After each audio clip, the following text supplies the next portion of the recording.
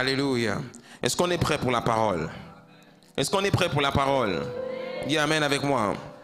Voilà.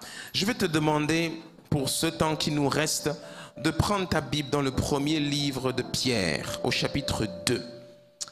Je vais partager avec toi, pour le temps qui nous reste, une parole que le Seigneur a mis dans mon cœur, certainement dans la continuité du séminaire que nous avons eu pendant ces 3 jours. C'était un séminaire vraiment très intéressant et je suis ravi pour toutes ceux et celles qui étaient présents et je suis désolé pour toutes ceux et celles qui n'étaient pas présents. Vous avez raté quelque chose, mais bon, que ce soit le Seigneur qui vous le dise, pas moi. Dans le premier épître de Pierre, je vais te donner une parole très importante, vraiment très importante. Pendant ces 3 jours de séminaire, nous avons parlé d'un sujet majeur qui est l'importance de vaincre la chair, de crucifier sa chair et de restaurer son âme. Pourquoi? Parce que dans sa marche avec Dieu, tout croyant doit crucifier sa chair et restaurer son âme. Et je vais atterrir sur ce point très important. Première épître de Pierre, au chapitre 2, à partir du verset 9. Nous allons tous nous tenir debout pour honorer la parole et nous allons la lire. S'il vous plaît, mettons-nous debout.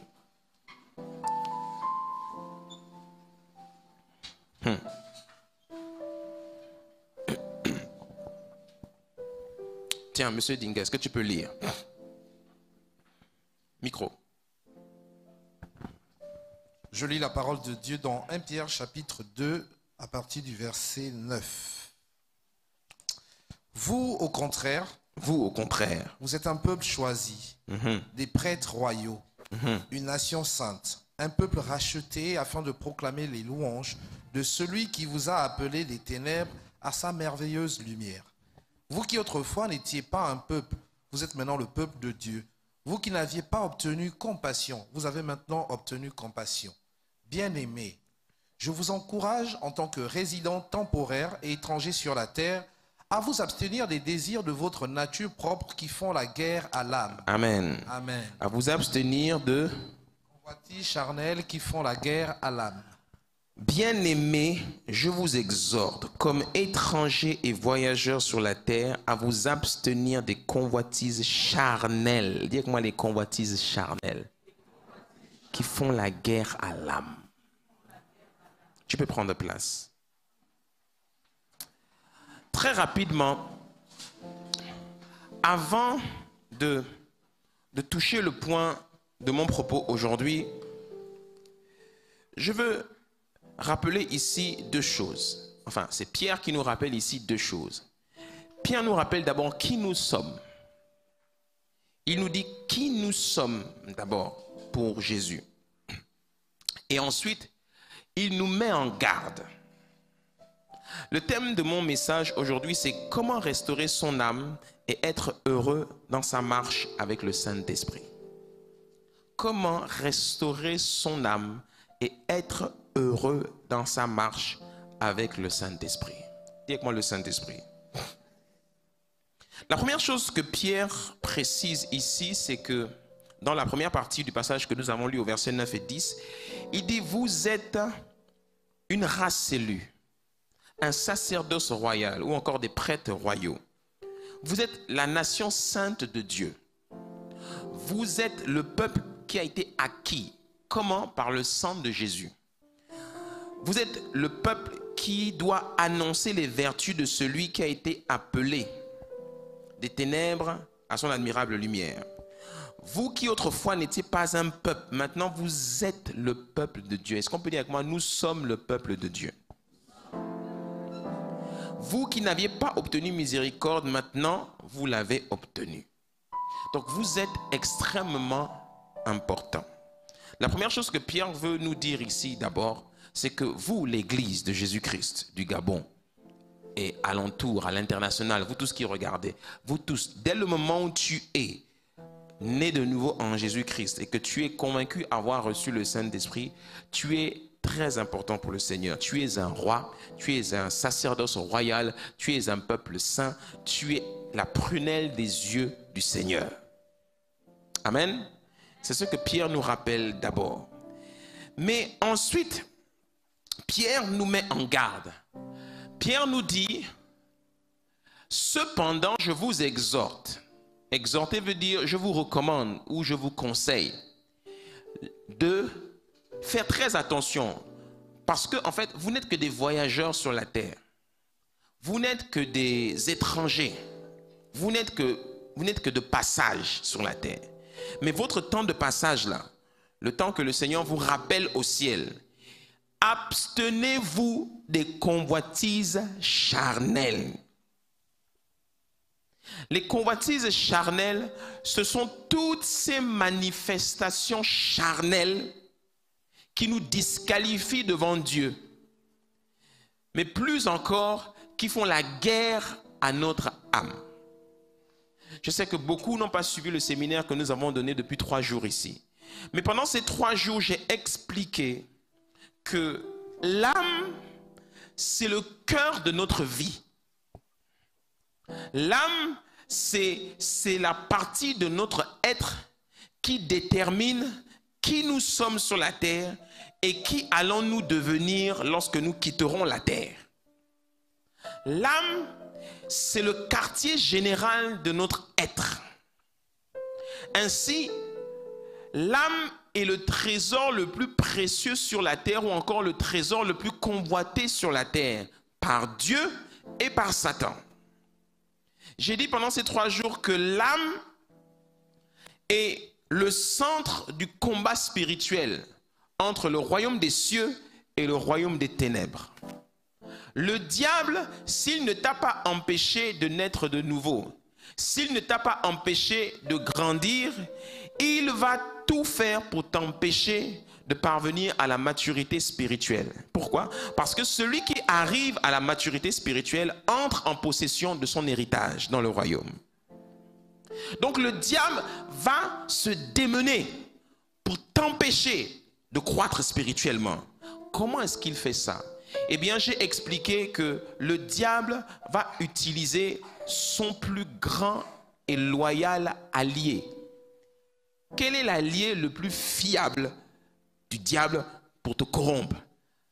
Ta chair. Alléluia. Ta chair est l'associé de Satan. Voilà pourquoi tu dois tuer ta chair. Je veux que tu te dises à toi-même, je dois tuer ma chair. La condition première pour marcher avec le Saint-Esprit, c'est de crucifier sa chair. La Bible est claire là-dessus. La Bible ne s'amuse pas avec ça. La Bible nous montre que c'est non négociable. On doit crucifier. Maintenant, comme le mot crucifier est un mot qui est très vieillot, qui fait très biblique, on va parler, tu dois tuer ta chair. Tu dois la buter. Tu dois la détruire. Tu dois en finir avec elle une bonne fois pour toutes. Parce que si tu ne fais pas ça, eh bien, elle va détruire ton âme, ta vie, voire même ta destinée. Est-ce que je parle à quelqu'un? Dis avec moi, je dois tuer ma chair. Tu n'as pas d'autre choix si tu veux avancer avec le Saint-Esprit. Tu dois la tuer. Regarde. Hier, j'ai terminé le message en disant que pour pouvoir tuer sa chair, il faut être violent, et je vais revenir là-dessus tout à l'heure. Il faut être violent, il faut savoir prier et veiller. Je vais revenir aussi là-dessus tout à l'heure. Et puis, il faut apprendre à se nourrir des bonnes choses. Ce sont les b.a.-ba de la restauration de notre âme. Quand nous sommes nés de nouveau, quand tu es né de nouveau, ton esprit est régénéré. Donc, ton esprit n'a aucun problème à aimer le Seigneur. Ton esprit n'a aucun problème à faire ce que Dieu demande. Maintenant, le combat ou encore les luttes intérieures que tu vis, ces combats que tu vis à l'intérieur de toi, eh bien, ces combats se situent, se passent, se déroulent au niveau de l'âme. L'âme est tiraillée entre l'esprit et la chair. Tiraillée entre l'esprit et la chair. Quand tu prends l'épître de Galates au chapitre 5, au verset 22, je crois, il est écrit que la chair est opposée à l'esprit. Dis avec moi, la chair est opposée à l'esprit. Donc, arrêtons de croire que la chair est récupérable. La chair est irrécupérable. Voilà pourquoi quand tu meurs, ta chair ne va pas au ciel. La chair est corrompue. La chair, c'est fini. Elle est condamnée à mourir, à se décomposer. La chair est mauvaise. J'ai expliqué aussi que Paul nous dit dans Romains chapitre 6, que Dieu a condamné le péché dans notre chair. Dieu a condamné le péché dans notre corps. Ce qui veut dire que la nature de Satan, qui est le péché, habite dans mon corps. Donc, je ne peux rien attendre de bon venant de mon corps. Est-ce que vous me suivez?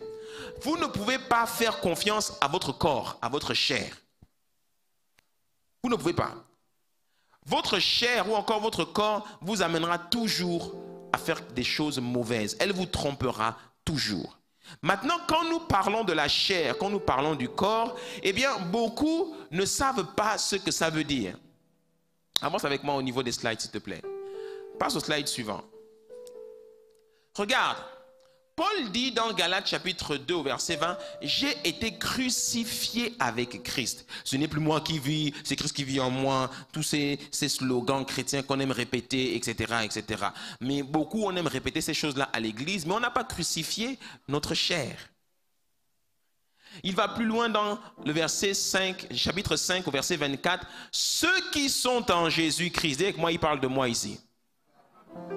Eh bien, ils ont crucifié la chair avec ses passions et ses désirs. » Donc, un chrétien, un vrai, c'est quelqu'un qui a choisi de marcher en détruisant, en acceptant, en voyant sa chair, son corps totalement crucifié.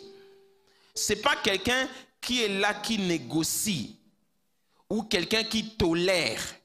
Tout ce qui touche à la chair, au charnel, on ne tolère pas, on condamne tout de suite. Parce que la chair, c'est un peu comme le bonbon. C'est sucré.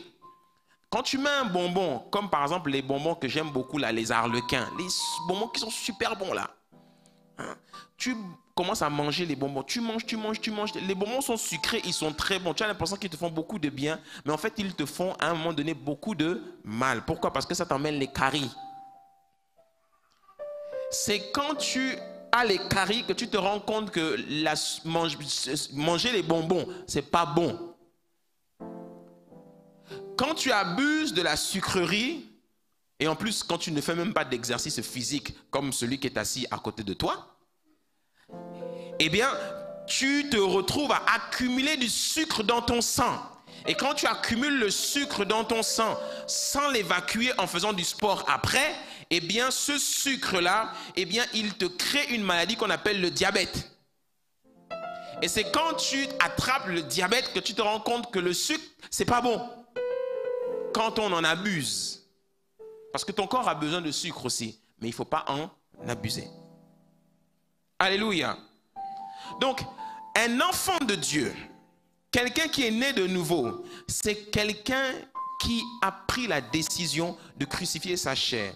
Et c'est à cette étape-là que la plupart des chrétiens échouent. Ils veulent avancer avec Dieu dans leur vie, mais ils n'arrivent pas à crucifier leur chair, leur corps. Ils n'arrivent pas à dompter leur corps. Et ils se retrouvent à faire des choses, à être livrés à toutes sortes de passions et de désirs, et ils ne s'en sortent pas. Parce qu'ils n'ont pas réussi à dompter leur chair. Mais aujourd'hui, je vais te montrer en quelques minutes comment est-ce qu'on dompte la chair. Waouh, le temps il avance vite. Hein? Ouf. Ouais, il va falloir que je cours maintenant. Alléluia. Dis avec moi, avance, pasteur. Regarde, dans Matthieu chapitre 5, au verset 27, voilà ce que Jésus-Christ dit de faire quand nous faisons face aux assauts de la chair. Jésus-Christ dit, vous avez appris qu'il a été dit, tu ne commettras pas d'adultère. C'est ce qu'on vous dit souvent dans l'église. Ne commets pas d'adultère, ne vole pas, ne ment pas, ne couche pas avec les gens, tout ça là. Mais moi je vous dis Tout homme qui regarde une femme pour la convoiter a déjà commis un adultère avec elle dans son cœur. Cœur ici, c'est âme. Après, il dit quoi? Il dit, si ton œil droit te pousse à mal agir, arrache-le. Dis avec moi, arrache-le. Il dit, arrache-le et jette-le loin de toi. Car il vaut mieux pour toi subir la perte d'un seul de tes membres que de voir ton corps tout entier jeté en enfer. Qu'est-ce que Jésus nous révèle ici? C'est que un membre peut nous emmener en enfer. C'est pas moi qui parle, c'est Jésus. Donc, tu vois le petit bout là, souvent qui est au niveau de ta braguette et que tu caches. Ce petit bout là, qui devient raide quand tu te lèves le matin. Ce truc là, qui t'amène à faire plaisir aux femmes que tu touches là. Ce truc là, ce petit bout là, de nerf là, ça peut t'envoyer en enfer. Tu vois ce petit truc là qui est sous ta robe là, hein, qui te permet d'aller faire ci ou ça là, ce petit truc là que tu n'arrives pas à maîtriser et que tu vas exposer et donner à gauche à droite là, ça peut t'emmener en enfer. Ça peut t'emmener en... Non, il y a peut-être quelqu'un qui n'a pas compris et qui est là assis et qui a besoin qu'il entende mieux. Ça peut t'emmener en... On ne s'amuse pas avec l'enfer. Qu'est-ce que l'enfer? L'enfer, c'est être séparé de Dieu. C'est que quand tu meurs là, tu ne vas pas au paradis où soi-disant les gens sont habillés en blanc là-bas. Tu vas dans un endroit qui est juste abominable et terrible. Les chrétiens, dans les derniers temps, Jésus a été clair. Beaucoup vont perdre la foi et ne vont plus croire. Nous sommes dans ces temps-là. Regardez autour de vous, les gens croient de moins en moins. Les gens perdent le chemin de l'église. Les gens ne lisent plus la Bible. Les gens ne croient plus au pasteur. Les gens croient plus à ce qu'on raconte sur Facebook et sur YouTube qu'à ce que Dieu dit. Les Gabonais, Facebook, la 10e province, où on vit, où on fait le Congo-ça, où on a les dernières nouvelles, les dernières news, c'est là où on est. Mais c'est là-bas que vous allez perdre votre âme. Si tu perds ton âme, tu es foutu. Tu vas en enfer. Tu veux savoir c'est quoi l'enfer? Tu penses que je mens, tu penses que je m'amuse, tu penses que le pasteur Luc se trompe. Essaye. Va faire un tour et puis tu reviens nous raconter. Mais je doute que tu puisses revenir. Au moment où je vous parle, il y a des gens qui sont en enfer. Il y a des gens actuellement qui sont en enfer et ils sont nombreux. Il y a des gens qui sont tes parents qui sont en enfer. Il y a des gens que tu connaissais bien et que tu aimais beaucoup qui sont en enfer parce qu'ils ont refusé de dompter leur chair et de donner leur vie et leur cœur à Jésus-Christ. Alléluia. Voici le vrai évangile qu'il faut prêcher un peu plus. Moi, Dieu m'a dit, maintenant tu leur parles comme ça parce que les enfants là, ils s'amusent avec moi. Quand tu leur parles de richesse, amen, je deviendrai riche. Quand tu leur dis, tu vas réussir, amen, tout ça. Mais quand il s'agit de faire les choses qui sont vraies avec Dieu, là, il n'y a plus personne. Il n'y a plus personne. Dis que moi, avance, pasteur. Regarde, je te rappelle rapidement cette illustration. Hier, j'ai montré cette illustration. Il y a un homme qui est en train de conduire une voiture. Cet homme qui conduit la voiture, c'est celui qu'on appelle l'esprit. Dis avec moi l'esprit. Et il tient ce qu'on appelle un volant. Et c'est le volant qui donne la direction à tout le véhicule. Le véhicule, c'est la chair, c'est le corps. Le volant, c'est l'âme. Celui qui tient le volant, c'est l'esprit. Et je disais encore hier que dans les voitures développées d'aujourd'hui, on trouve de plus en plus des voitures avec même des ordinateurs à bord. Tu trouves maintenant même des voitures tellement sophistiquées que ces ordinateurs arrivent même à contrôler la voiture sans que tu ne tiennes le volant. Ces ordinateurs à l'intérieur de la voiture prennent le contrôle de la voiture. C'est ça que j'appelle être semblable à la chair. La chair peut prendre le contrôle du volant de ta vie. Le volant de ta vie, c'est ton âme. Celui qui tient le volant, c'est celui qui amène le véhicule où il veut. Le problème, la guerre qui se passe, c'est qu'il y a une guerre entre l'esprit que tu es, celui qui est uni avec le Saint-Esprit, parce que 1 Corinthiens 6, 17 dit que celui qui est uni au Seigneur est avec lui un seul esprit. Donc, il n'y a pas deux esprits en toi, il n'y en a qu'un seul, parce que la nouvelle création, l'enfant de Dieu né de nouveau, c'est celui qui a fusionné avec le Saint-Esprit. Dis avec moi, je suis un avec le Saint-Esprit. Donc, cet esprit-là, c'est celui qui se bat pour tenir le volant du véhicule de ta vie, qui est ton corps. Mais la chair, celle qui est l'alliée de Satan, celle que j'appelle la 5e colonne, c'est elle qui lutte avec toi, qui s'oppose à l'esprit et qui se bat aussi pour tenir le volant. Donc tu sens ces combats à l'intérieur de toi. Je veux faire, je ne fais pas, je veux faire, je ne fais pas. Qu'on trouve dans Romains chapitre 7. J'ai envie de faire ci, j'ai envie de faire ça, mais je ne le fais pas, etc. Parce que tu luttes à l'intérieur de toi. J'ai envie de prier, mais je ne peux pas. J'ai envie d'aller à l'église, j'ai envie de faire ci, j'ai envie de pécher, j'ai envie d'aimer le Seigneur, mais je n'y arrive pas. Parce qu'il y a une lutte au niveau de ton âme. La chair est perdue pour toujours, elle n'est pas née de nouveau. C'est l'esprit qui est né de nouveau et qui a été régénéré. Mais l'âme, elle n'est pas née de nouveau. L'âme, elle a besoin d'être restaurée. Qu'est-ce que c'est que être restauré? Ça veut dire être rééduqué. Donc, si c'est la chair qui a la main mise sur le volant, sur ton âme, eh bien, elle va éduquer ton âme à sa manière. De manière corrompue, à faire de mauvaises choses, à détester le Seigneur et à ne pas le connaître. Mais si c'est l'esprit qui arrive à prendre le dessus, eh bien, l'esprit arrivera à ramener ton âme à la raison et à diriger le corps correctement. Voilà pourquoi Paul nous parle dans Romains chapitre 7 de la loi du péché. Il dit que cette loi, elle habite en nous. D'accord? Cette loi qu'on appelle le péché. Et on ne peut pas lui résister. Sauf si on laisse entrer maintenant en nous une personne qu'on appelle le Saint-Esprit. Et il parle dans Romains chapitre 8 au verset 1 que de la loi de l'esprit de vie. Qu'est-ce qu'elle dit cette loi? Eh bien, elle vient annuler la loi précédente qui est la loi du péché. Est-ce que quelqu'un comprend de quoi je parle? Et quand le Saint-Esprit arrive dans ta vie, eh bien, ce qui est extraordinaire, c'est que le Saint-Esprit te donne maintenant la force de vaincre les pulsions, les passions et les désirs charnels qui faisaient la guerre à ton âme. Voilà pourquoi il faut cultiver une relation avec Dieu le Saint-Esprit, parce que c'est lui qui te donnera la force de résister et de dire non à toutes les tentations que la chair va te proposer. Voilà les combats que les chrétiens ont. C'est pour ça que les chrétiens dans les églises ne s'en sortent pas, parce qu'ils ne cultivent pas de relation avec Dieu le Saint-Esprit. Ils se fient plus aux vidéos YouTube qu'ils regardent sur Internet, à ce que leur pasteur leur raconte, ou bien à la dernière prophétie à la mode, ou bien au dernier prophète. C'est à ça qu'ils se fient. Donc ils vont d'église en église, de Bible en Bible, de Dieu en Dieu, et ils ne s'en sortent pas dans leur vie chrétienne, parce qu'ils n'ont pas de relation personnelle avec le Saint-Esprit.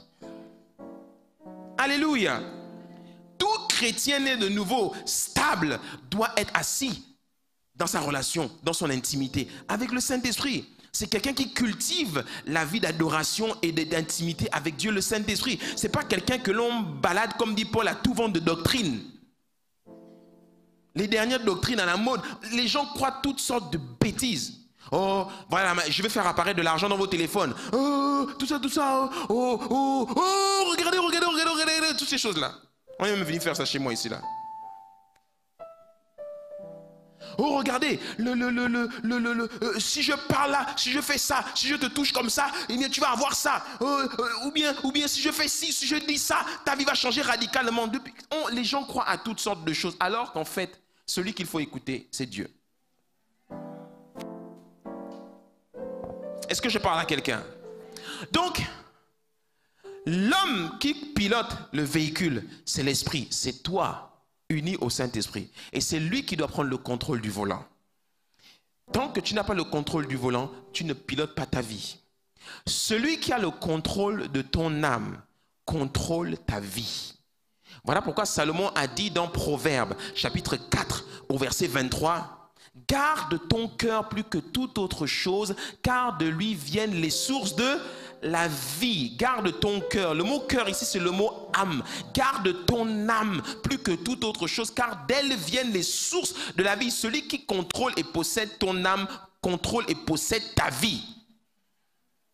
Et l'apôtre Jean a rajouté dans le 3e épître de Jean, chapitre 1 au verset 2, il a dit, bien-aimé, je souhaite que tu prospères à tous égards, comme prospère l'état de ton âme. Donc celui qui contrôle et possède ton âme, contrôle et possède aussi ta prospérité.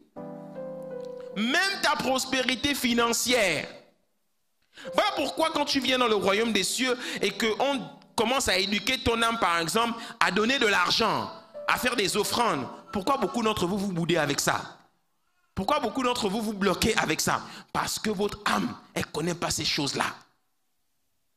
C'est pour ça que beaucoup sont fauchés. Parce que vous n'êtes plus dans le royaume des ténèbres. Si vous êtes chrétien, vous êtes désormais dans le royaume de Dieu. Et dans le royaume de Dieu, il y a des lois, il y a des principes. Si vous violez la loi et les principes, vous ne pouvez pas prospérer. Donc le diable va tout faire pour amener votre âme à combattre ces principes-là. Tu es dans le royaume de Dieu et tu es en train, et ta chair prend ton âme et la séduit et l'amène à croire qu'il faut faire comme les gens du monde. Tu sais, hein, quand tu seras à ce poste-là, vole, sécurise-toi le plus vite possible, détourne, mets-toi bien, vole. Le problème, c'est que si tu fais ça, tu vas te retrouver avec des problèmes sur le dos. Est-ce que je parle à quelqu'un? Yeah. J'avance. Rappelle-toi que la chair, c'est ce que j'ai dit hier. Je fais des rappels et après j'accélère. Je donne ma clé.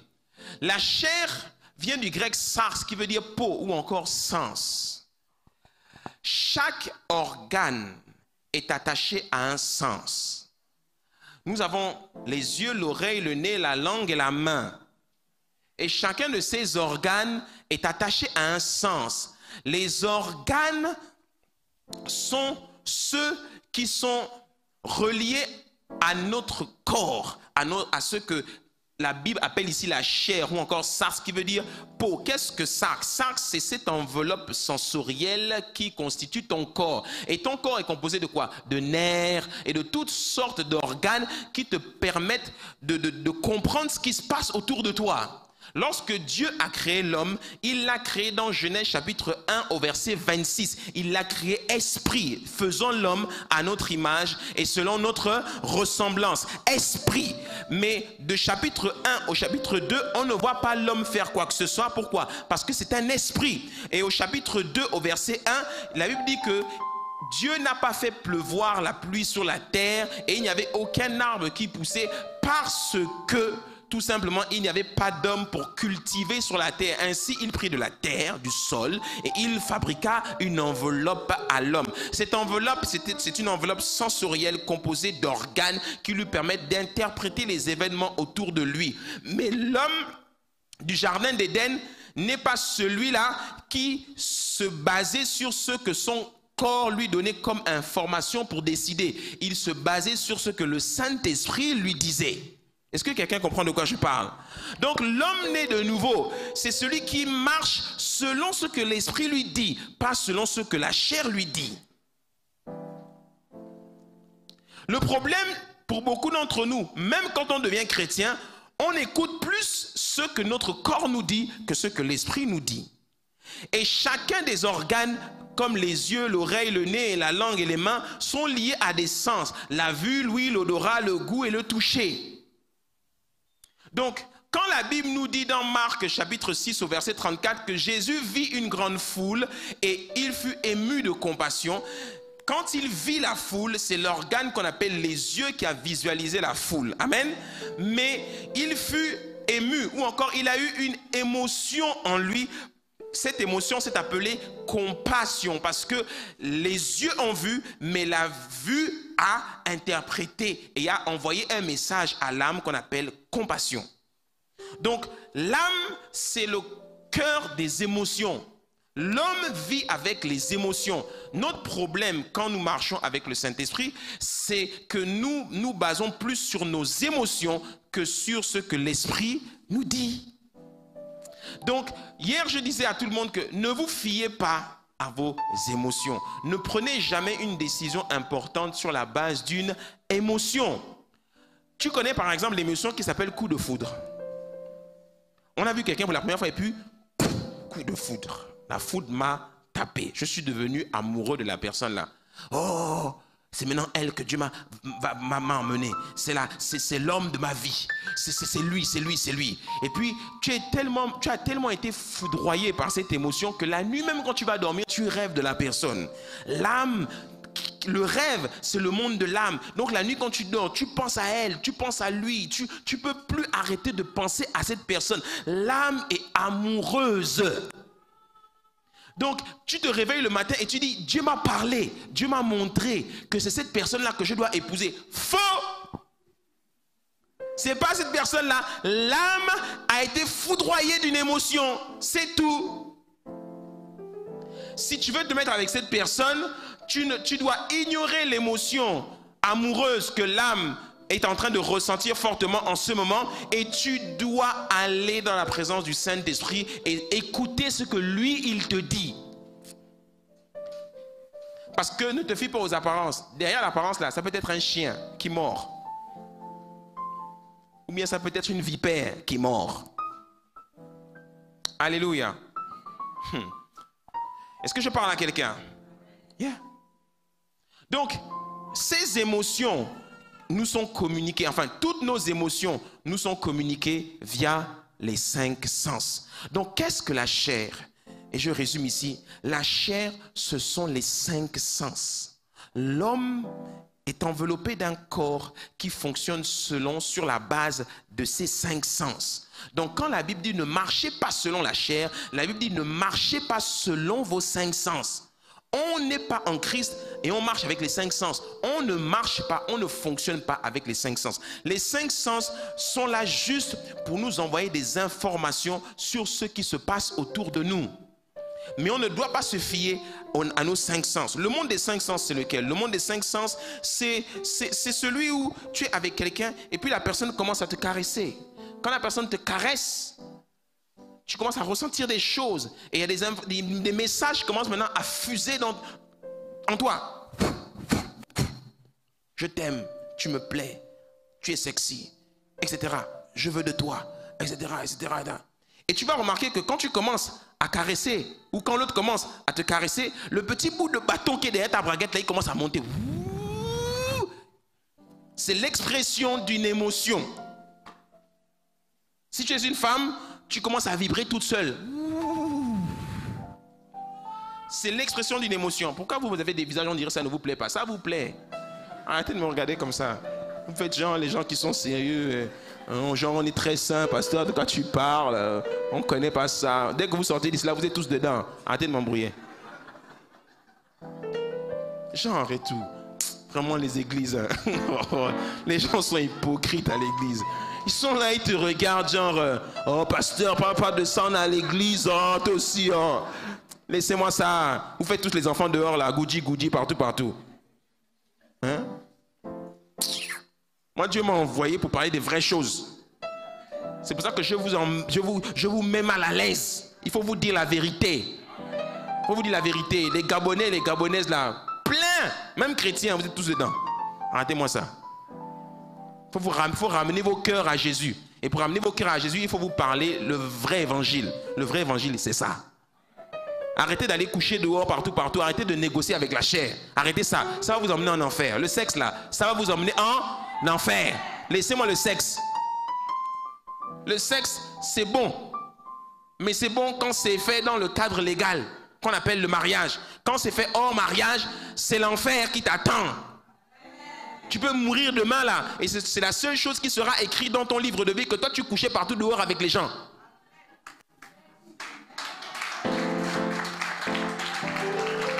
Arrêtez-moi ça. Oh. Moi je suis fatigué. Je suis un pasteur. Je suis un pasteur. Donc je vois les vies des gens. Je vois. Et je fais des réunions pastorales avec d'autres pasteurs qui nous racontent ce qu'ils vivent avec leurs brebis. Les gens consomment ça mal. Les gens sont là à l'église, ils mettent les masques. Ils consomment ça mal. Le jour où ils font les enfants, c'est là où on les attrape, que tu consommais ça depuis. Heureusement qu'il y en a qui sont sincères et qui se repentent. Et qui arrêtent, qui décident d'arrêter. Mais il y en a qui ne veulent pas arrêter. Il y en a qui vont sortir d'ici, ils vont dire, ah, le pasteur nous baratine, moi je retourne dans mes choses. Retourne, tu vas aller en enfer. Retourne. Je souhaite que tu ne meurs pas demain là. Parce que si tu meurs demain, tu as chaud là-bas. Parce qu'avant de rentrer en enfer, il va t'envoyer des colosses qui vont d'abord bien te bastonner d'abord. Après, ils vont te shooter entre l'enfer. On t'a dit que la vie en Jésus, c'était la vie sur terre, se résume à ça. Les bisous, la sensualité, draguer les gens, coucher partout. On t'a dit la vie, c'est ça. C'est quoi cette vie-là? Je sens que ça monte, mais il faut me calmer. Attraper. Non, mais les Gabonais, on souffre trop avec ça. Ici, oh, on souffre trop. On souffre trop. Regardez le taux de jeunes filles mères, non mariées, les jeunes filles dès l'âge de 16 ans. Regardez tous les scandales que l'on voit dans les journaux. Les pères qui n'arrivent pas à se retenir et qui couchent avec leurs propres enfants. Regardez les unes de l'Union. Regardez toutes ces choses-là. Ça va pas, dis-moi, ça va pas. Ça va pas. C'est quoi le problème qu'il y a avec le sexe comme ça là? Regardez les jeunes. J'étais dernièrement dans une école avec la jeunesse. Regardez tous les témoignages que les jeunes me donnaient. Les problèmes qu'ils ont avec le sexe. Pornographie, masturbation, courir après les filles, faire les enfants. Un enfant, il n'a à peine que 17 ans, il a déjà 3 gosses. 3. Mais sa vie est gaspillée. Mais d'où leur viennent ces choses-là? Parce qu'ils ont évolué dans des environnements où on ne leur a pas appris à se maîtriser. Ils n'ont pas eu des modèles de gens qui se sanctifiaient. En général, quand un enfant fait ça, c'est que son père faisait ça, son arrière-grand-père faisait ça, et son arrière-arrière-grand-mère faisait ça. Oui. Les gens ne changent pas. Gabonais, changez. Tout avec quelqu'un, lui change. Sinon, tu vas aller en enfer. Maintenant, le pasteur dit qu'il a décidé de vous parler clairement maintenant. Vous jouez. Là, en enfer.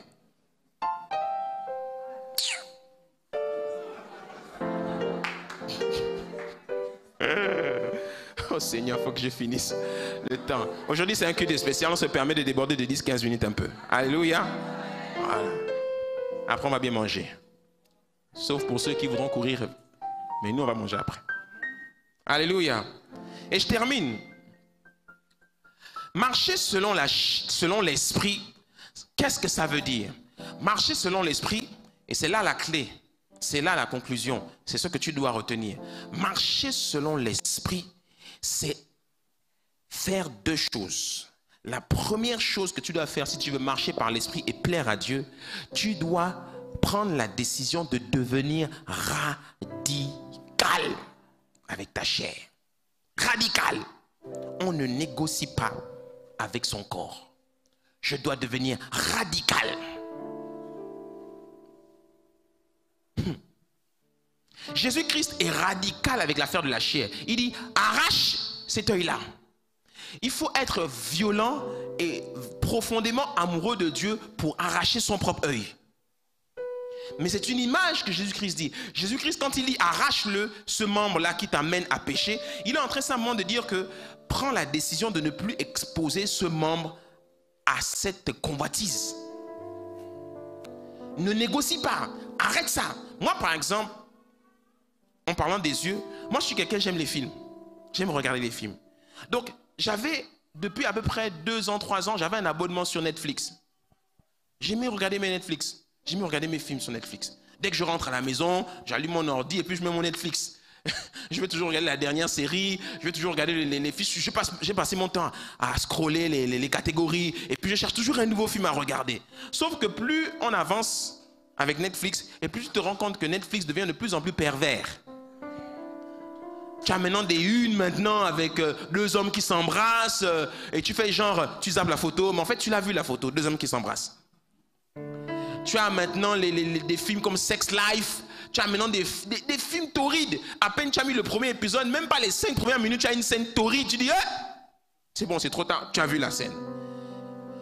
On te met en avant l'homosexualité, on te met en avant toutes sortes de choses. Et tu es là, tu es perturbé par rapport à ça. Jusqu'au jour où j'ai dit, mais Seigneur, je n'ai pas envie de laisser mon Netflix. Moi, j'aime mon Netflix. J'aime regarder mes films. Le Saint-Esprit a dit, on ne négocie pas avec la chair. Coupe, arrache ton œil. J'ai dit, Seigneur, je fais quoi? Arrache ton œil. Ça veut dire quoi? Arrête ton abonnement sur Netflix et ferme ça. J'ai fermé. Hein? Et quand j'ai fermé, quelques jours après, je voulais à nouveau aller regarder un film. Et j'ai réactivé l'abonnement. Et quand je réactive l'abonnement, je me retrouve à regarder le film, mais je me retrouve encore à voir les mêmes choses. Et puis le Saint-Esprit me dit, je t'ai dit d'arracher ton œil, non? Tu retournes là-bas. Est-ce que tu sais que toi, et puis il aime bien jouer à ça avec moi, tu es pasteur. Donc tu dois montrer l'exemple. Tu penses que ça fait bien quand tu viens prêcher ici et que la veille tu as regardé un film avec des centaurides? J'ai dit non Seigneur, alors arrête ça. Sinon je t'expose. Tu m'exposes, à quoi? Je t'expose. J'ai arrêté l'abonnement. Et puis je suis allé sur mes affaires de carte bleue. J'ai arrêté aussi le retrait sur ma carte bancaire. J'ai arrêté tout. Et ça fait maintenant plusieurs mois que je ne vais plus sur Netflix. Tu sais ce qui m'a encouragé à arrêter vraiment l'abonnement sur Netflix? Parce qu'il m'a dit, si tu continues, tu vas aller en enfer. J'ai dit, ok, comme je n'ai pas envie d'aller en enfer, je n'irai certainement pas en enfer pour Netflix. Franchement, et j'ai arrêté mon abonnement. Arracher son membre, c'est arrêter de manière radicale. Est-ce que je parle à quelqu'un? 1 Corinthiens chapitre 5 au verset 11. Paul est en train de nous parler ici de quelque chose qui mine nos vies, les relations. L'une des choses qui nous amène beaucoup dans toutes sortes de convoitises, c'est les relations que nous entretenons autour de nous. Paul dit dans 1 Corinthiens 5, 11, et là chacun se reconnaîtra dans les relations qu'il a avec les gens. Paul dit, je vous ai écrit dans ma lettre de ne pas entretenir de relations avec ceux qui vivent dans l'immoralité sexuelle. C'est pas moi. Lui, il aime beaucoup insister sur l'affaire du sexe parce qu'il sait que les Gabonais aiment ça. Donc, je ne parlais pas d'une manière absolue des gens de ce monde qui vivent dans l'immoralité ou sont toujours désireux de posséder plus, voleurs, idolâtres, autrement il faudrait sortir du monde. Non, en fait, ce que je vous ai écrit, c'est de ne pas entretenir de relations avec quelqu'un qui, tout en se disant votre frère, vit dans l'immoralité sexuelle. Les chrétiens, hein? Est toujours désireux de posséder plus. Idolâtres, calomniateurs, ceux qui aiment le Congo ça, ivrognes, ceux qui aiment la boisson, ou voleurs, ceux qui aiment détourner. De ne pas même manger avec un tel homme. Paul est radical. Un frère en Christ. Parce que si tu regardes bien plus, je crois que j'ai mis la version français courant. La version français courant, il dit ne pas avoir de contact avec quelqu'un qui, tout en se donnant le nom de chrétien, serait immoral, envieux, adorateur d'idoles, calomniateur, ivrogne ou voleur. Vous ne devez même pas partager un repas avec une telle personne. Donc, quand tu as identifié quelqu'un qui se dit chrétien, une sœur, et je vois dans l'église beaucoup, toujours en train d'avoir des compassions idiotes avec les gens qui commettent des choses bêtes, qui sont dans le péché. Mais pourquoi le pasteur est dur comme ça avec le frère ou la sœur? Pourquoi les frères et les sœurs sont durs comme ça avec le frère? Le frère n'a fait que tomber, le frère n'a fait que pécher, le frère n'a fait que le frère. Mais le frère en question ne veut pas changer.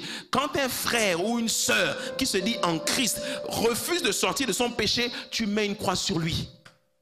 Tu mets une croix sur lui. Quand il t'appelle, tu décroches pas. WhatsApp, tu le bloques. Tu dis, frère, tant que tu ne sors pas de ce truc-là, tu n'es pas mon frère. Moi, je ne suis pas avec toi dans tes affaires. Vous comprenez? C'est ça la vie en Christ. Aujourd'hui, nous avons beaucoup de problèmes dans les églises parce que vous passez plus votre temps à avoir de la compassion pour les gens qui font n'importe quoi, à participer au péché des autres et vous n'avancez pas parce que vous-même, ça vous entraîne dans leurs bêtises. Quand un frère, par exemple, est déloyal, il fait n'importe quoi. Il critique l'église, il critique le pasteur. Toi, tu es là maintenant à t'asseoir à côté de lui. Oh, tout ça là. Oh. Mais il est dans le péché. C'est immoral ce qu'il est en train de faire. Immoral veut dire contraire à la moralité. Et la bonne moralité, c'est d'être saint. Est-ce que je parle à quelqu'un? Donc Paul est clair. Paul dit, tu dois couper toute relation avec quelqu'un qui est immoral. Pire encore quand il s'agit d'une affaire sexuelle. Alléluia. Ouais. Si tu es une sœur et qu'il y a un garçon qui t'a approché et que ce garçon est toujours en train de te dire des choses comme Salomon disait à la reine de Saba que oh, tes lèvres sont semblables au bois d'ébène. Oh ma sœur, ta peau est semblable à du caramel. Oh ma sœur, tu es belle. Oh ma sœur, vraiment, je te kiffe. J'ai trop envie de toi. Quand je passe du temps au téléphone avec toi, oh vraiment, ça m'excite. Oh ma sœur, toi tu es là. Le frère là, vraiment. Ne dis pas ça, on est en Christ. Le pasteur a dit qu'on a un temps de jeûne, c'est 24 heures chrono. Ah, toi aussi, vraiment. Bon, attendons la fin du jeûne, après on pourra reparler, toi et moi. Et vous allez tomber tous les deux et vous finirez tous les deux en enfer. On ne s'amuse pas avec ça. Quand un frère se comporte comme ça, tu fais frère, dégage, dégage, dégage, dégage, dégage, bouge, bouge, bouge, bouge, bouge, décale, décale, décale, décale, décale, décale, décale, décale. Quand le frère commence à te faire des trucs, tu fais quoi? Tu fais quoi? Décale, décale, bouge, bouge, bouge, bouge. Sinon je déclenche tout de suite sur toi. Bouge! C'est comme ça qu'on est. Et puis là on va dire, oh mais la soeur là, pourquoi elle est dure comme ça? Oui, je suis dur. Parce que je sais qui je suis en Christ. Je sais où je vais. Et je ne veux pas laisser un tocard comme toi venir m'enlever mon héritage en Christ. C'est comme ça qu'on parle aux frères qui sont des bandits et des gigolos. Les frères, les filles gabonaises là, vous cherchez tellement les maris que vous vous laissez embarquer par des gigolos. Ils viennent te raconter n'importe quoi et puis c'est fini, tu tombes là, tu te jettes dans ses bras, on dirait, je ne sais pas, c'est quoi ça? Quand tu es une fille du Saint-Esprit, une fille de Jésus-Christ, tu ne te laisses pas embarquer dans n'importe quoi. Tu lui dis, avant tu m'avais eu, mais non là tu ne m'as plus. Tu essaies encore, tu bouges. Et s'il force, tu le frappes. Si, oh, mais si, sérieux, je vous dis la vérité, si un frère insiste, vous le frappez. Un jour devant tout le monde, si tu vois que ce frère, tu lui as dit arrête, il t'envoie des textos, il te harcèle, il t'embête. Chaque fin de culte, il vient t'embêter. Un jour devant tout le monde, tu enchaînes, bam! Oh, c'est comment? On est chrétien, on ne frappe pas les autres. Si. Je te frappe. Parce que tu insistes trop et tu m'énerves. Et tu es impoli et tu m'envoies des messages bizarres à 3 heures du matin. Alléluia. Oui. Une fois, il y a une sœur qui est venue dans mon bureau et puis elle témoignait d'un comportement d'un frère qui était vraiment très immoral jusqu'au jour où même une nuit, le frère était rentré chez elle par effraction. Il était rentré par la fenêtre et puis elle est en train de dormir et puis elle sent quelqu'un qui est en train de rentrer dans son lit. Oui, là, dans mon bureau, une sœur est venue me raconter ça. Et je lui ai dit, tu as fait quoi quand tu l'as vu dans le lit? Elle dit, j'ai crié. Et après, je lui ai dit, mais c'est comment, pourquoi tu fais ça? Tout ça. J'ai dit, regardez. Quoi? Tu dors et puis tu vois quelqu'un qui rentre dans ton lit parce que c'est un frère que tu connais, mais mon ami, mais il va y avoir une bagarre là dans le lit, mais je vais te tuer, mais c'est pas le frère, c'est un démon, tu le tapes, tu le bastonnes, tu dis je te tape, je te tue, après je demande pardon à Dieu. Et je t'assure-toi, hein, Dieu va vraiment te pardonner, il va te pardonner. Alléluia. Dis que moi avance, pasteur. Donc, toute relation, je pense que vous l'avez compris, toute relation immorale, contraire à l'éthique, contraire à la parole de Dieu, vous devez arrêter ça. Vous devez couper tout lien. Jésus-Christ a dit aussi autre chose. Jésus-Christ a dit aussi, veillez et priez. Dis avec moi, veillez. Nous, on aime prier, mais on n'aime pas veiller. Veiller veut dire faire très attention, être vigilant. Être en train de prier sans être vigilant, c'est comme avoir fermé une porte et laissé une autre ouverte. On aime prier, on aime les temps de prière longs, etc. Mais on ne prend pas les dispositions qu'il faut pour mettre un frein à la tentation dans notre vie, pour bloquer notre chair. Il faut veiller. Qu'est-ce que c'est que veiller? C'est veiller à ce que ton ordinateur n'accède pas facilement à des films pornographiques. C'est veiller à ce que quelqu'un ne vienne pas te dire n'importe quoi dans ta messagerie. C'est veiller à ce que quelqu'un ne vienne pas chez toi tard le soir, à certaines heures. C'est veiller à ce qu'on ne te raconte pas n'importe quoi, que tu ne laisses pas tes oreilles entendre n'importe quoi. Tes oreilles ne sont pas une poubelle pour te laisser entendre n'importe quoi. Tu veilles à ta foi, tu veilles à ce que ton âme ne soit pas exposée à des choses, afin de toujours garder le contrôle sur le véhicule. Est-ce que je parle à quelqu'un? Yeah. C'est ça, veiller. Hein? On connaît ce passage, Matthieu 26, 11. Jésus-Christ dit encore, veillez et priez afin de ne pas tomber en tentation. Nous, qu'est-ce que nous faisons? Nous prions, mais nous tombons tout le temps en tentation. Notre problème, on ne veille pas. Donc la tentation nous trouve toujours. Quand tu pries, tu t'adresses à Dieu. Mais quand tu veilles, c'est toi qui en es responsable. Dieu n'est pas responsable de veiller sur ta vie. Non, c'est toi-même qui es responsable de veiller sur ta vie. Est-ce que je parle à quelqu'un? Yeah. Les chants, est-ce que vous pouvez monter s'il vous plaît? Veille sur ta vie. Veille sur ta vie. Et pour ça, tu dois être violent. Tu sais quoi? J'ai écrit quelque chose tout à l'heure. La différence entre ceux qui tombent dans le péché et ceux qui restent debout, et que ceux qui restent debout ne sont pas plus forts, ils sont seulement plus sages et plus obéissants. Il n'y a pas de super chrétien. Luc Ondias n'est pas un super chrétien. Luc Ondias met juste les garde-fous, il veille et il obéit simplement à ce que la parole dit. De manière à ce que tu n'entendras jamais de scandale que Luc Ondias est parti coucher avec les filles de l'église. Luc Ondias est sorti avec des prostituées. Jamais tu n'entendras des choses comme ça.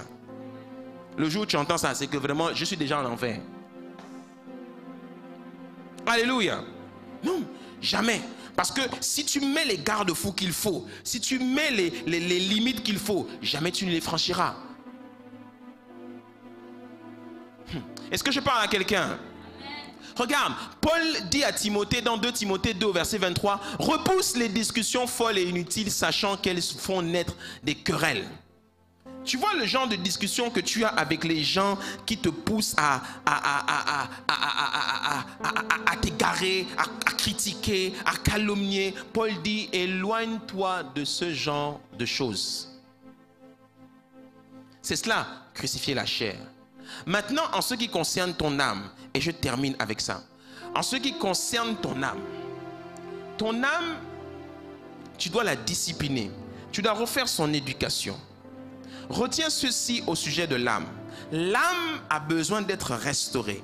L'âme, bien que l'esprit veuille faire le bien, l'âme, elle, a du mal à faire le bien parce qu'elle n'a jamais été éduquée à faire le bien.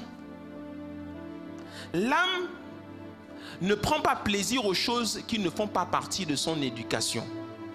L'âme, dis avec moi l'âme, l'âme ne fait pas la différence entre le bien et le mal. Ton âme obéit à celui qui est son maître, l'esprit ou la chair, peu importe qui tient le volant, elle obéit. Si tu laisses ta chair prendre le dessus, c'est-à-dire si tu te laisses aller à tes pulsions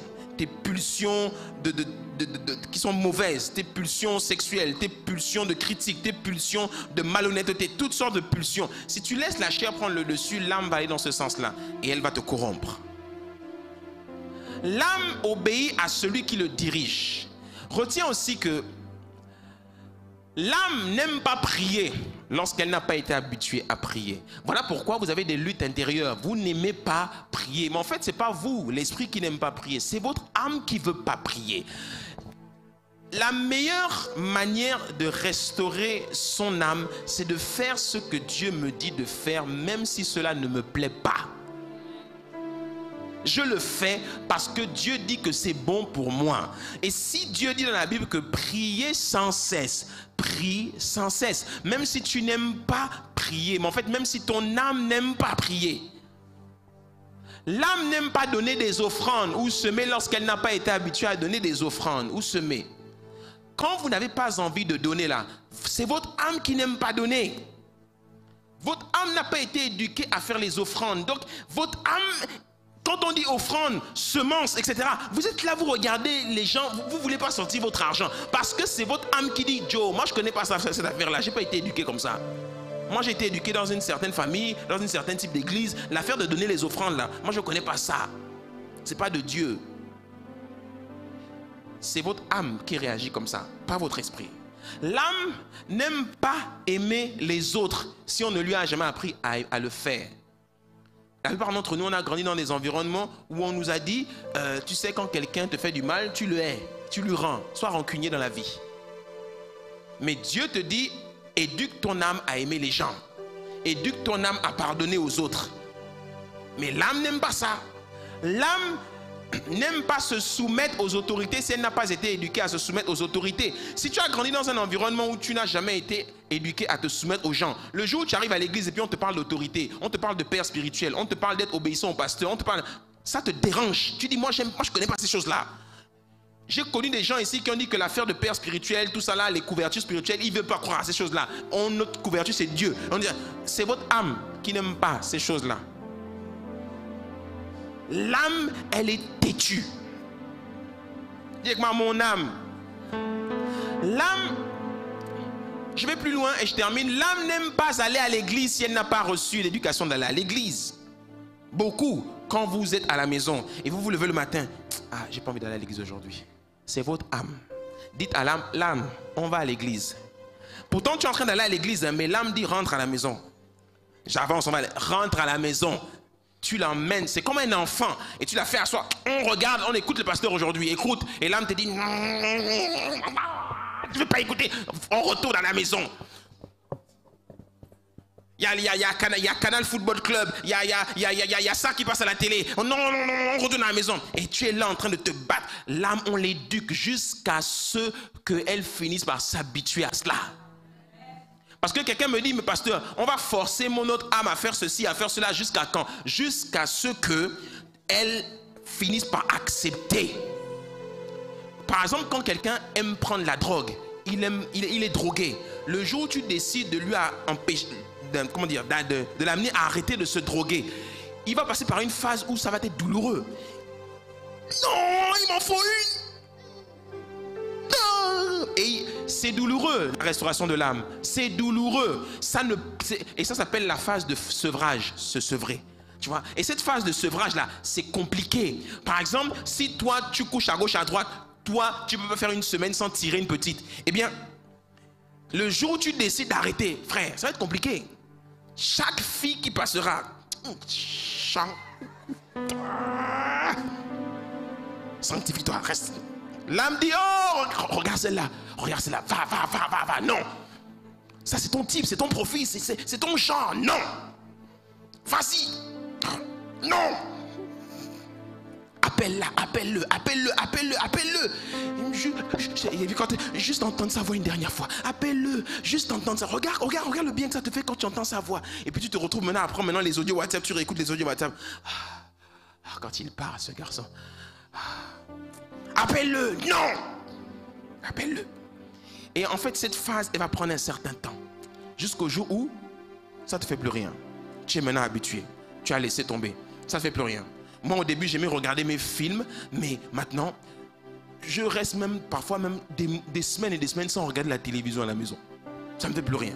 Parce que j'ai fait cette étape de sevrage-là, où je ne suis plus dépendant de ces choses-là. Est-ce que quelqu'un comprend de quoi je parle? L'âme n'aime pas se lever tôt pour méditer et préparer sa journée avec le Seigneur si elle n'a pas été éduquée à cela. Il y en a qui aiment dormir. Il y en a qui n'aiment pas se lever le matin tôt. Il y en a qui n'aiment pas ça. On se lève tôt, comme Jésus.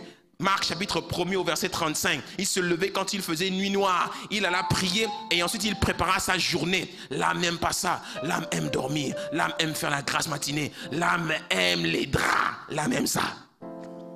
Mais tu lui dis, lève-toi. Tout avec quelqu'un, il lui dit, lève-toi. On va prier maintenant. Acclame le Seigneur avec moi.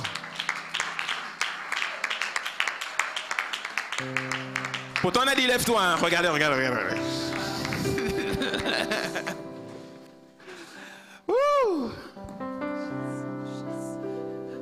Qui a reçu sa part aujourd'hui? Chacun va repartir chez lui à la maison et il va aller mettre les points sur les i avec son âme. Tout à l'heure, quand tu seras au repas là-bas et que ton âme va te dire, sers-toi plus que les autres, tu vas dire non, on partage avec les autres. Bourre ton assiette, non. Sers-toi de manière équilibrée. Abuse des jus, non. Il n'y a pas à manger à la maison, donc ici fait le plein pour toute la semaine, non. Alléluia. Oh, est-ce qu'on peut encore acclamer le Seigneur bien fort?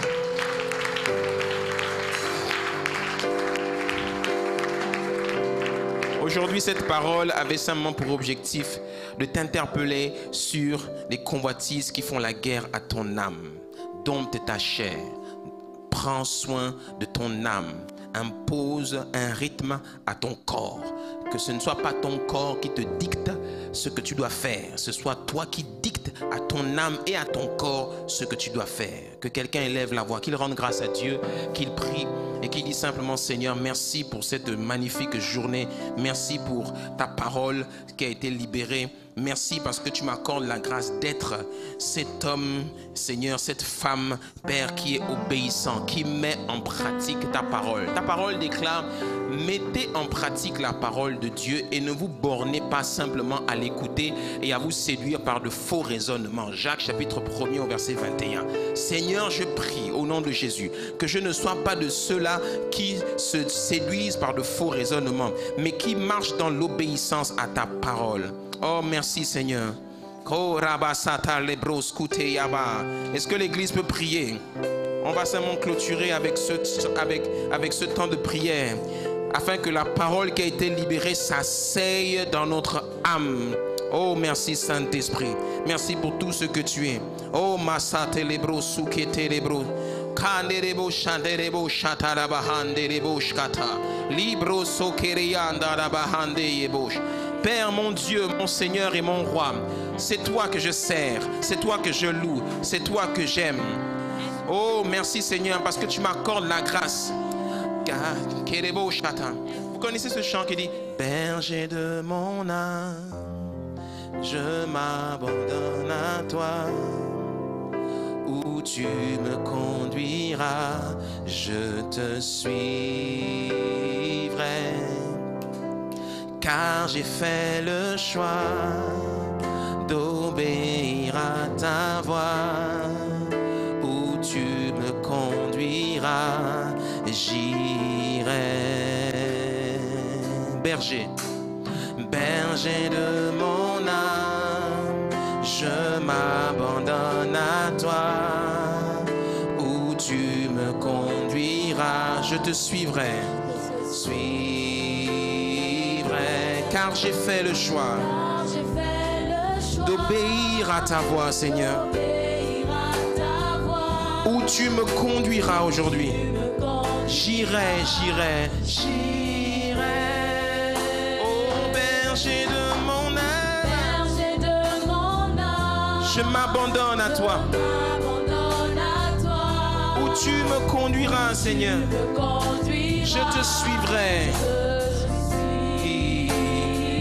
Car j'ai fait le choix d'obéir à ta voix.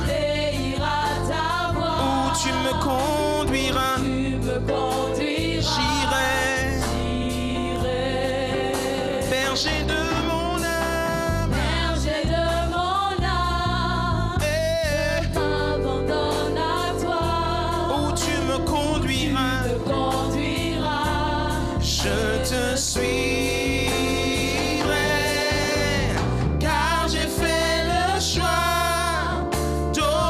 Seigneur, merci parce que nous faisons ce choix, Seigneur, aujourd'hui, celui de t'obéir et de dompter notre chair et de faire, oh Dieu, ta volonté. Berger, car tu es notre berger. Tu nous éduques, tu nous disciplines, tu nous amènes à faire ce qui te plaît par la puissance de ton Saint-Esprit qui habite en nous. Car j'ai fait le choix d'obéir à ta voix.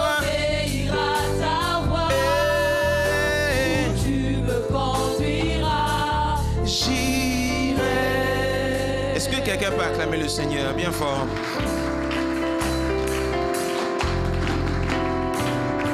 Avant que je rende le micro, je vais donner l'opportunité à quelqu'un de donner sa vie à Jésus-Christ. Et à quelqu'un d'autre qui sait qu'il est dans le péché et qui s'est pleinement reconnu dans cette parole. Je te demande de faire ce pas de foi, vraiment, fais ce pas de foi. Et je te demande de venir devant.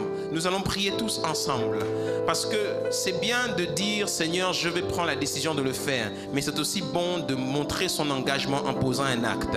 Alors je te demande de venir devant si tu t'es reconnu dans ce message. Si tu sais que tu n'as pas donné ton cœur à Jésus, tu n'es pas sincère avec lui. Et si tu sais que ta vie est dans le péché, tu sais que tu as, même encore la veille, tu as posé un acte qui n'était pas bon. Tu t'es dit en venant au culte, tu te consolerais. Je ne sais ce que tu as fait, je ne te connais pas, mais je sais une chose. Il y a parmi nous des personnes qui savent que leur vie n'est pas droite et intègre devant le Seigneur, selon ce que la parole de Dieu déclare. Alors je vous donne l'opportunité de venir devant. Quand il y a des messages comme ça, tu dois saisir rapidement par la main du Seigneur. Tu dois le saisir et tu dois dire, Seigneur, j'accepte, je me repens.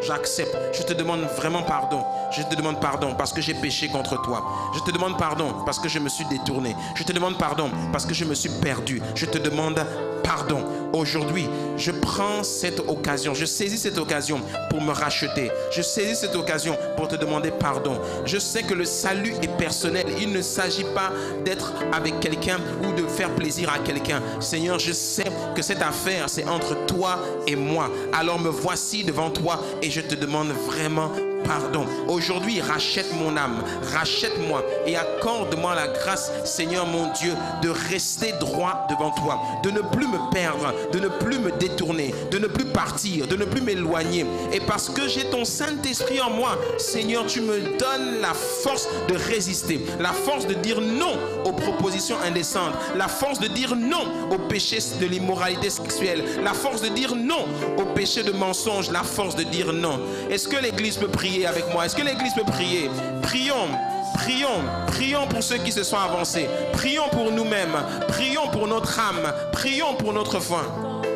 Et j'irai au berger de mon âme. Berger de mon âme, Seigneur, je prie je m'abandonne. pour chacun de tes enfants. Je prie pour chacun d'eux.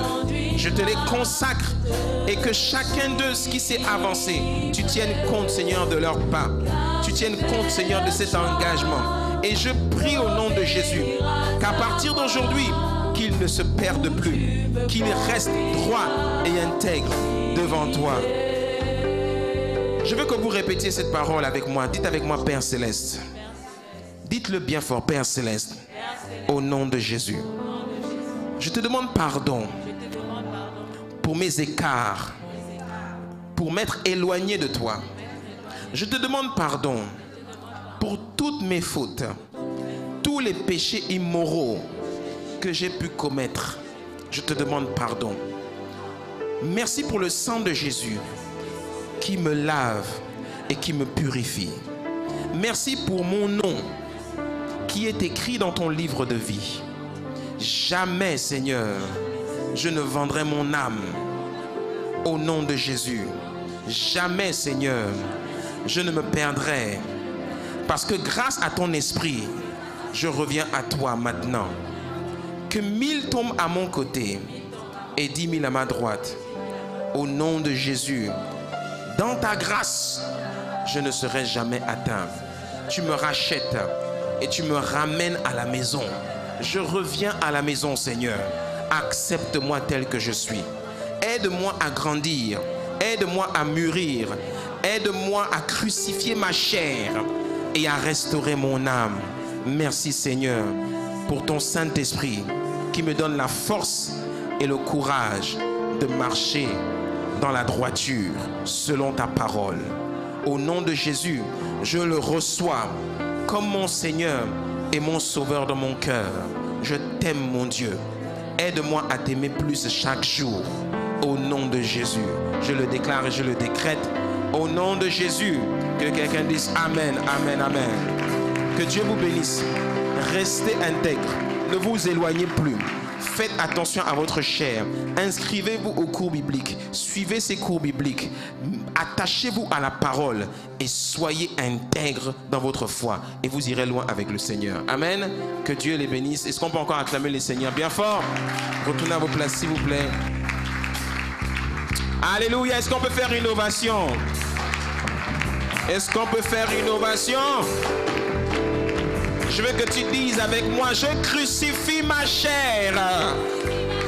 Tourne-toi vers quelqu'un et lui crucifie ta chair, mon bonhomme. Alléluia. Acclamons encore bien fort.